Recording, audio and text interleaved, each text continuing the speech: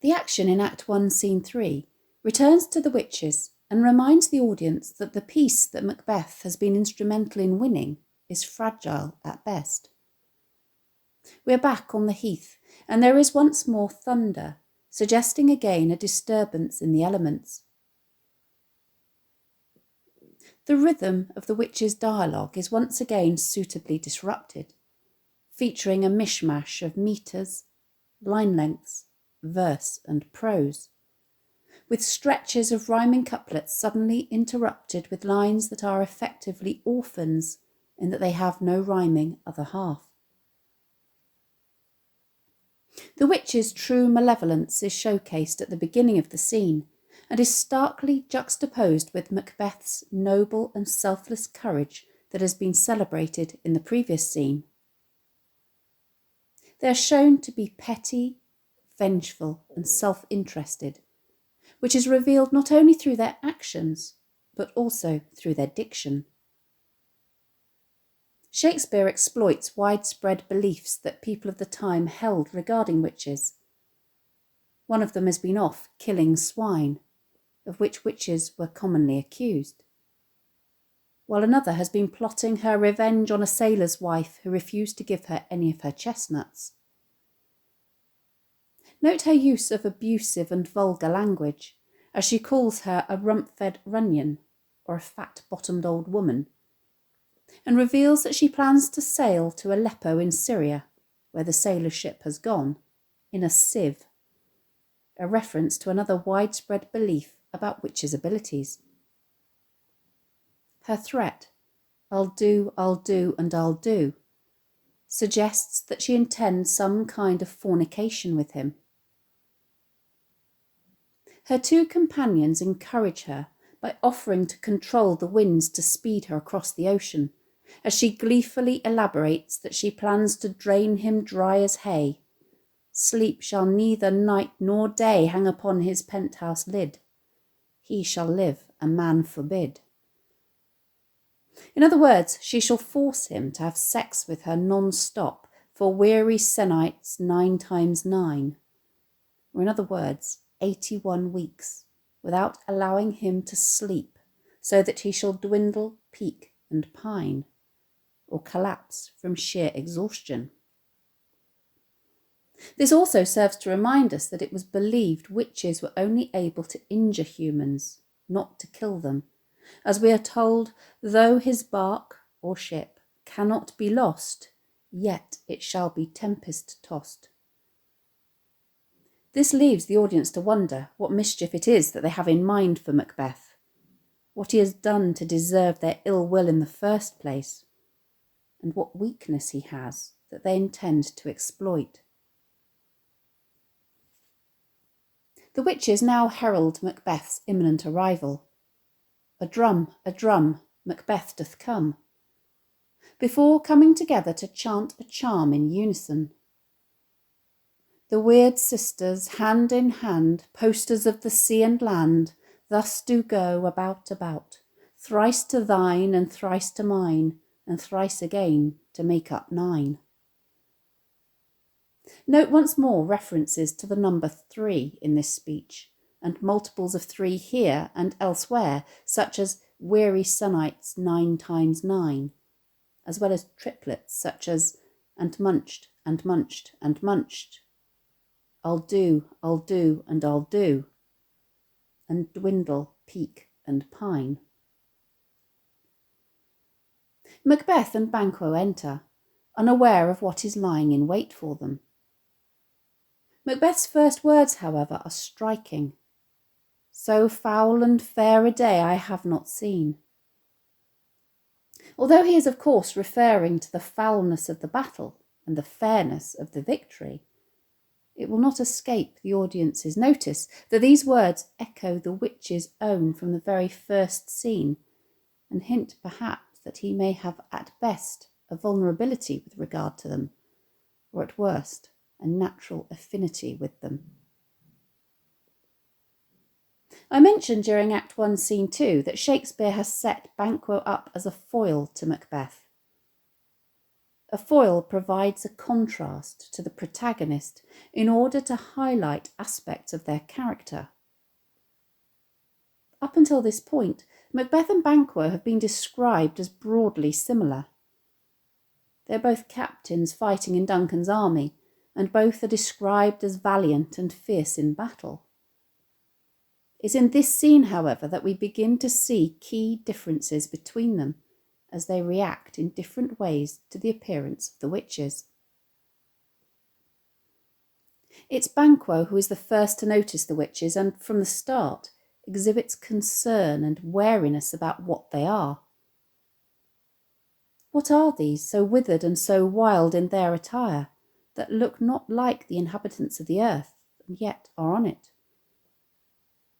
Notice the use of the interrogative pronoun what here rather than who, and the way in which he is unable to identify anything seemingly human about them. He goes on to question whether indeed they actually exist.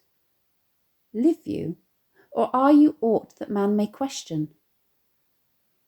He then appears to be almost amused by them when he says, "You should be women, and yet your beards forbid me to interpret that you are so."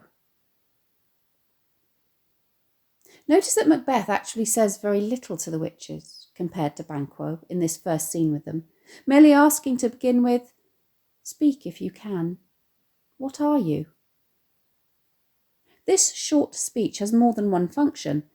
Not only does it verify that both Macbeth and Banquo can see them, and so do in fact exist outside of Banquo's fancy, but the way in which Macbeth finishes Banquo's line of verse also indicates that at least at this point in time, they are of the same mind. The witches then proceed to direct 3 proclamations at Macbeth. "All hail Macbeth, hail to thee, Thane of Glamis. All hail Macbeth, hail to thee, Thane of Cawdor."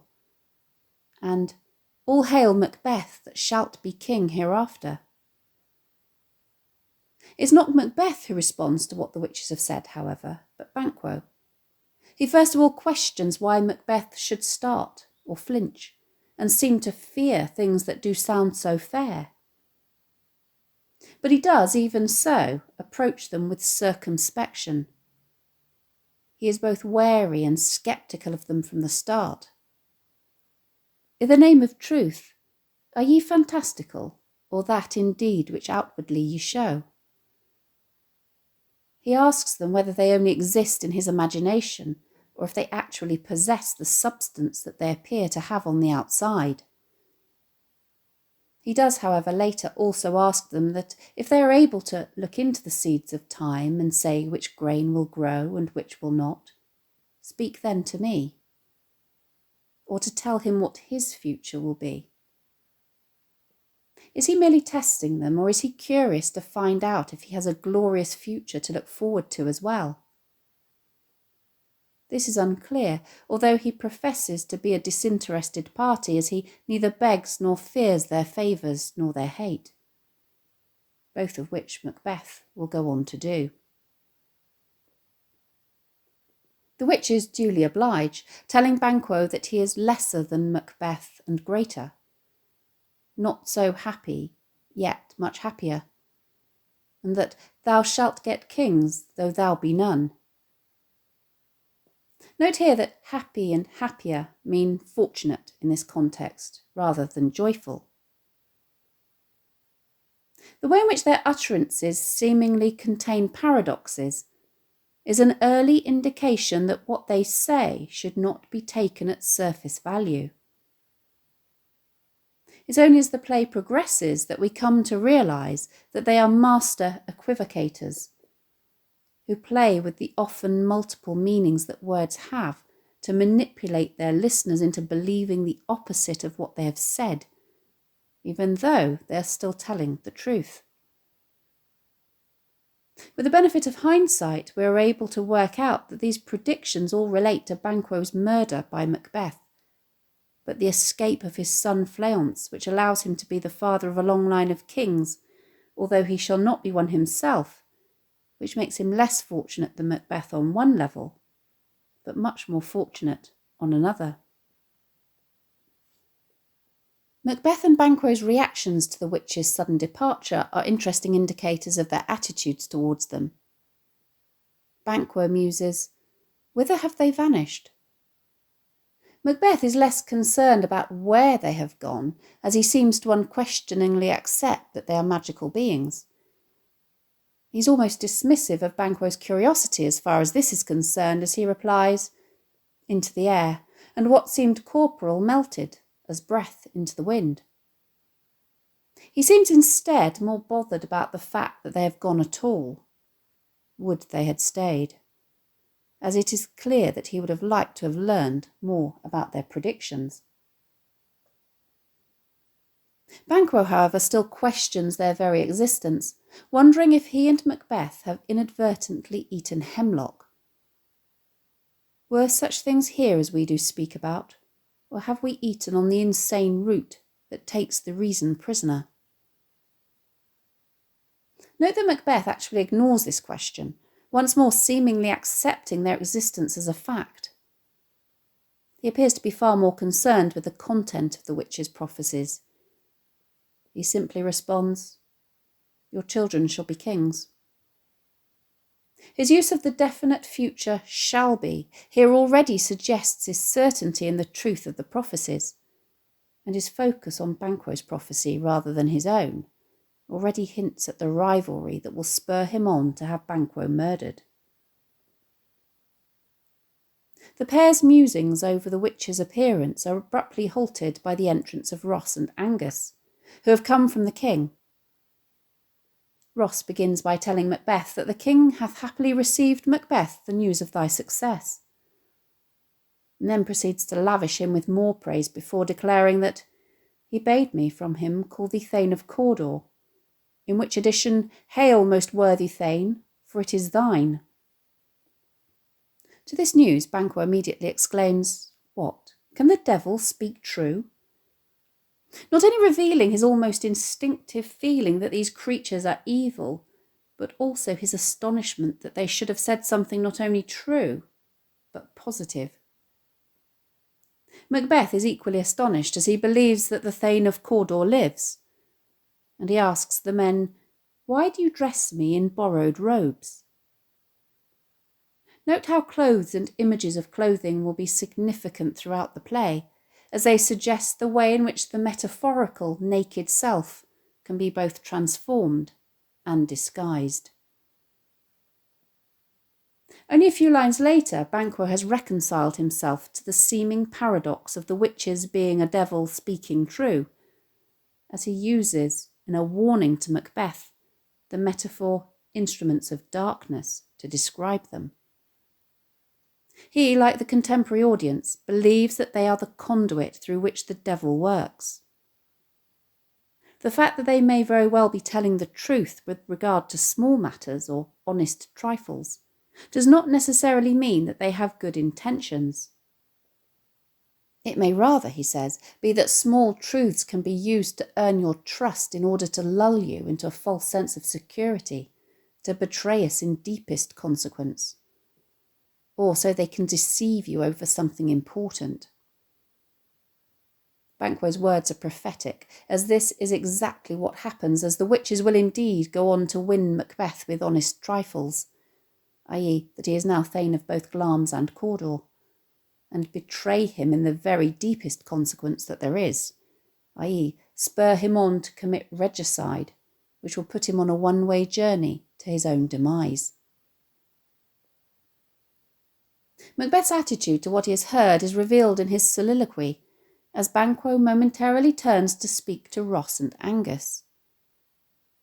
He immediately connects the veracity of the first two prophecies with the certitude of the third, which serves to awaken his dormant ambition.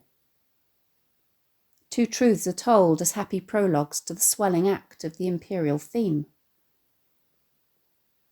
According to A.C. Bradley, a literary scholar specialising in Shakespeare, Shakespearean tragedy is characterised by a hero who has a tragic flaw, otherwise known as hamartia. This is an internal imperfection in an otherwise noble character, that causes his downfall and which makes the unfolding of the events leading to his inevitable demise all the more tragic. We now know what the weakness is that the witches, in their malice, are seeking to exploit.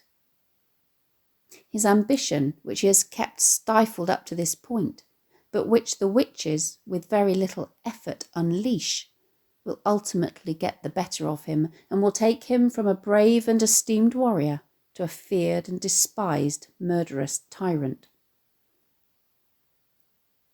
Macbeth is, however, confused, and Shakespeare demonstrates this in the way his language seesaws from one idea to its opposite. This supernatural soliciting cannot be ill, cannot be good. He appears not to have taken any notice of Banquo's cautious words that reconcile this seeming dichotomy, and his use of rhetorical questions further communicates the quandary he is in. If ill, why hath it given me earnest of success, commencing in a truth? He already seems to be tempted, but at the same time horrified. If good, why do I yield to that suggestion, whose horrid image doth unfix my hair and make my seated heart knock at my ribs against the use of nature? Note the powerful, emotionally charged visual imagery in these lines which communicates his fear. Even the thought of a murder which has not yet been committed shakes so my single state of man that function is smothered in surmise. In other words, he is so overcome that he can do nothing without thinking about it. Macbeth's seemingly distracted and troubled manner has not escaped Banquo's notice, who remarks, "Look how our partner's rapt."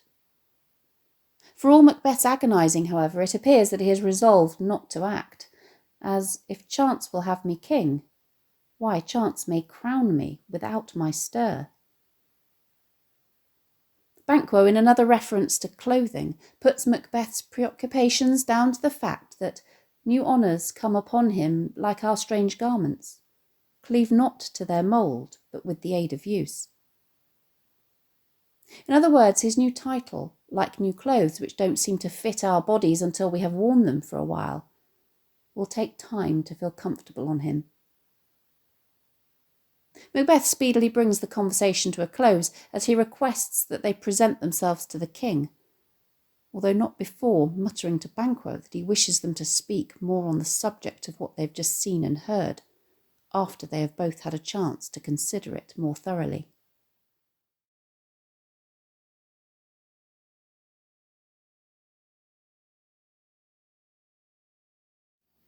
Thanks for watching. If you have any questions, please let me know in the comments section below and I'll do my best to answer them.